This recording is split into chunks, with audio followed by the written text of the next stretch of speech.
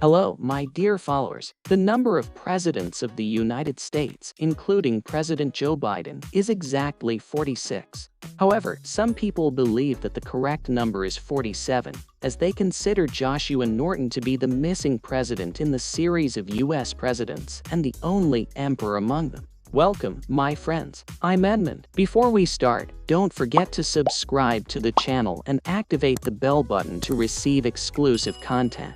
Joshua Norton was born on February 4, 1818, in the English capital, London. When he was just 2 years old, his entire family migrated to South Africa, consisting of his father, mother, and 3 children, including Joshua. In South Africa, his father invested their money and worked hard, and the family lived a happy life for 26 years. However, in 1846, everything changed, and the period from 1846 to 1848 was the most difficult time for Joshua, as all members of his family passed away one after the other. This incident was not surprising, as his father died first, and before the mourning period ended, his second brother also passed away. Only Joshua Norton was left, in a state of severe shock. After that, Joshua could not continue his life in South Africa and decided to immigrate to the United States, the land of dreams. It should be noted that Joshua's immigration to America was not the typical image of a poor immigrant traveling to America in search of a better life. Joshua had a large inheritance and was considered one of the investors who were ready with their money. He settled in San Francisco, California, and succeeded in becoming a successful investor. Due to his attractive personality and economic successes, he was able to form many relationships with people, and his money helped him to meet all the right people. He became a member of most clubs, committees, and parties, investing his money in real estate and retail products. However, due to bad advice from some friends, he made a fatal mistake that could not be reversed during that period. At that time, a famine occurred in China, leading to a shortage in the global production of rice. Most of the available rice came from China, and as a result, rice prices skyrocketed to 900% of their original price. His friends advised him to enter the rice trade, as the quantity of available rice was very limited, and if he succeeded in obtaining his share, it would be a golden opportunity. He entered this trade based on that advice, but it was not a wise choice. Although Joshua was rich and a successful investor in his place, he was not the richest and did not have a deep understanding of the rice trade or agriculture. As a result, he lost all his money and inheritance. After that, he tried to change his lifestyle and enter politics, running for membership in the House of Representatives. Despite being loved by everyone, there were certain people who didn't hold any feelings of love for Joshua. In addition to that, all the opportunistic friends who were lurking around him for his money left. During this period, Joshua fell into a state of depression and completely isolated himself from people. He lived alone in a state of depression and despair for 4 years, and every day his condition was worse than the day before. Finally, on the first day of February 1863, the official madness began. Without any preamble, the people of San Francisco were surprised to see Joshua distributing leaflets in the street.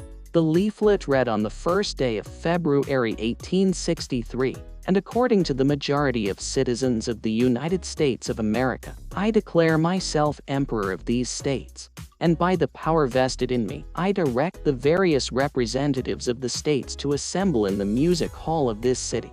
He added some strange decisions in the leaflet, such as dissolving the parties and canceling the system, declaring monarchy, and other bizarre decisions. At the end, the decree was sealed with the signature of Joshua I, Emperor of the United States of America. It wasn't difficult to predict people's reaction when they read the leaflet. Everyone understood that Joshua had gone mad and that his mental condition had completely deteriorated. But this wasn't the end, it was just the beginning. The unexpected happened when Joshua Norton surprised everyone with a great speech that did not indicate he was crazy or anything of the sort. He spoke as if he were a genius and knowledgeable about everything happening in the country, as if the 4 years he spent in isolation from people were spent studying everything that was happening. Joshua spoke about the necessity of providing public welfare to citizens, strengthening legal protection for immigrants and racial minorities, allowing Africans to ride in carriages, and advocating for their right to education, as they had no rights during that period. He also warned against the dangers of sectarianism and corruption, supported women's voting rights, and opposed practices against the indigenous people in America. The historic meeting called by Joshua Norton made most people consider him intelligent and wise, not crazy at all. After the first meeting that took place in the music hall, more meetings, publications, and decisions followed. People were so impressed with Joshua's speeches that some of his proposals were actually implemented by officials. He became a political activist and a powerful voice of the nation, and his fame surpassed San Francisco and the whole of America. Leaders of indigenous tribes always encouraged and sent messages of support to him. The King of Hawaii, who was not yet a U.S. state, even sent him an official letter as if he were the Emperor of the United States. When the Brazilian president at the time, Pedro II, visited America, he decided to meet Joshua and had a meeting with him at the University of California. Joshua became a popular leader, and his voice was heard. He was considered the people's voice and the best way to pressure officials. Many of the services that were implemented at that time in the city were due to Joshua and his proposals. People believed in him so much and encouraged him to the extent that they gave him an emperor's outfit, medals, a sword, and a peacock feather headdress. They even printed a dollar bill with his name and image on it, not as a gift, but as a recognized currency within the city, as a way to secretly help the emperor. He could use these dollars to buy whatever he wanted, and no one dared to tell him number. Strangely enough, this dollar bill still exists in some museums today, and if someone has an original copy, they can sell it for a price ranging from $10,000 to $30,000. In his city, Joshua became an emperor without a crown, but in reality, he was very peaceful and loved everyone. The popular power that was in his hands was not used in anything that would harm the people. People believed in him so much and encouraged him to the point where they gave him an emperor's outfit, medals, a sword, and a peacock feather crown. They even printed dollars with his name on them and his picture on them, which were recognized as currency within the city. This was not just a gift, but it was for actual use. It was a kind of hidden assistance for the emperor, so he could use these dollars to buy whatever he wanted, and no one dared to refuse him.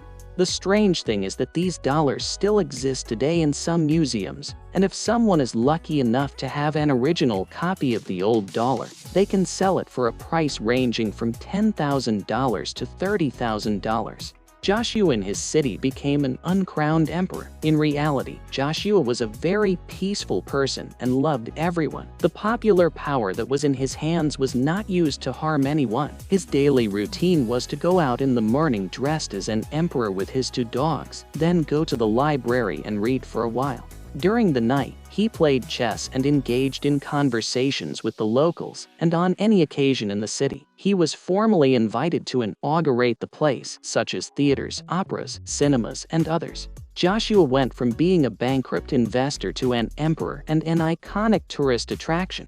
People came from all over the states to see the emperor and take pictures with him. There were even shops in the city that sold statues of him. For this reason, the work done by Eugene V. Debs was a foolish mistake. Eugene V. Debs was an enthusiastic small police officer who wanted to do anything.